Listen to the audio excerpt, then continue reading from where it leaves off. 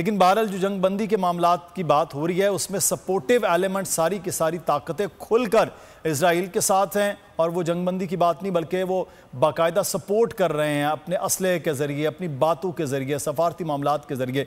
Brigadier retired Masood Ahmad साहब हमारे साथ मौजूद हैं। बहुत शुक्रिया ब्रिगेडियर साहब आपके वक्त का। हम मुसलसल गज़ा के हवाले से बात कर रहे हैं, आप हमारे साथ होते हैं, गुफ्तगू जब कर रहे होते हैं तो आज भी अगर हम ये देखते हैं कि 24 रोज़ हो गए, जंग बंदी तो बहुत दूर की बात, अब इजराइल ये धमकी दे रहा है कि अल कुद्स जो हॉस्पिटल है उसको भी खाली कर लिया जाए। इस पर भी दुनिया खामोश है कि हॉस्पिटल पर यानी कि वो बमबारी करना चाह रहे हैं, उसके इर्द गिर्द अटैक करना चाह रहे हैं, तो यहाँ पर भी लोग नहीं, पूरी दुनिया आलमी ताकतें वो नहीं बोलेंगी कि हॉस्पिटल्स तो कम अज़ कम यहाँ से छोड़ दिए जाएँ, बख्शे जाएँ? जी हाँ, बिल्कुल आप सही कर रहे हैं मुदस्सर। ये अनफॉर्चुनेटली है, ये डबल स्टैंडर्ड्स हैं वेस्ट के और ऑफकोर्स उनको लीड करा यूनाइटेड स्टेट्स। अनफॉर्चुनेटली जब देखें, जब कंपैरिजन हम करते हैं विद यूक्रेन, वहाँ पे इनका स्टैंडर्ड डिफरेंट होता है, क्योंकि वहाँ पे कहते हैं कि Russians Ukrainian they are fighting against Russian occupation. यहाँ पे जब हमास की बात होती है या इस्लामिक जिहाद की बात होती है, they are also fighting against occupation, वहाँ पे बात नहीं हो रही है। वाइट फास्फोरस बम यूज हो रहे हैं, उन पे वो बात नहीं कर रहे हैं। आप उन वेस्टर्न मीडिया को आप देख ले, वहाँ पे वो बिल्कुल एक उन्होंने लाइन ली हुई है अपनी, एक जिसमें वो हमास को और फलस्तीनियंस को एक टेररिस्ट के तौर पे पेश कर रहे हैं। तो दैट इज़ वेरी अनफॉर्चुनेट। फिर हमने यूनाइटेड नेशन सिक्योरिटी काउंसिल में देखा वहाँ पे क्या कुछ हुआ। डिस्पाइट द फैक्ट अभी यूनाइटेड नेशन जनरल असेंबली ने एक यूनानिमस, तो हम नहीं कह सकते, बट स्टिल मेजॉरिटी ने 120 दे वोटेड कि यहाँ सीज फायर हो और ह्यूमैनिटेरियन कॉरिडोर ओपन होना चाहिए।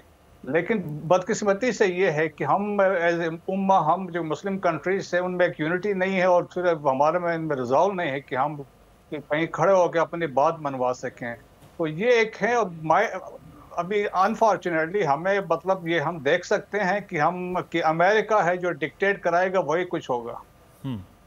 ब्रिगेडियर साहब, तो हम तो फिर अपने आप को ये कहते आए कि हमारे पास तो मुस्लिम ममालिक के पास बहुत बड़ी एक ताकत है, हमने तो अरब कंट्रीज़ के अंदर बड़ी अपनी एक धाक बुलंदोबाला इमारतें देखते हैं तो इंसान जो है वो पुरशकू इमारतों को देखकर हैरान और परेशान हो जाता है।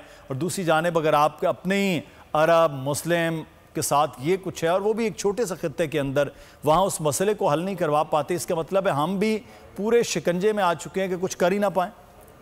देखेंगे, आप सही कह रहे हैं। एक तो अरब कंट्रीज जो है वो अपने मसाइल में they are preoccupied with their own issues, वहाँ पे एक वो है, उनकी प्रायोरिटी में हो सकता है ये चीज़ें है नहीं है।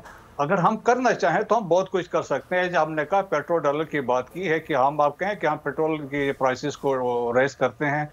सेकंड, जो 8 मुस्लिम कंट्रीज ने जिन्होंने रिकग्नाइज किया है वो थ्रेट करें, जी हम डिप्लोमेटिक रिलेशंस को हम तोड़ देते हैं और अपने टिल्ड आप चाइना की तरफ शो कर दें, तो उससे भी एक मैसेज जाएगा। जिस तरह रिसेंटली आपने एक डेमोन्स्ट्रेट किया था अमान में, जब जो फलस्तीनियन लीडर महमूद अब्बास और किंग जो हुसैन के जो जॉर्डन के किंग हैं, तो he refuse to meet Biden, तो वो एक उन्होंने एक स्टैंड तो लिया था, तो कर सकते हैं, एक यूनिटी है। So therefore there is a requirement कि एक सरबराही इजलास हो OIC का और उसमें बैठ के ये फैसले करें, क्योंकि वरना ऐसे तो ये चलते रहेंगे तो मुश्किलात में बढ़ते इजाफा होगा फलस्तीनियों के लिए। बिल्कुल। अच्छा, साथ रहिएगा आप भी। सब्सक्राइब करें और बेल दबाएं ताकि कोई खबर रह न जाए।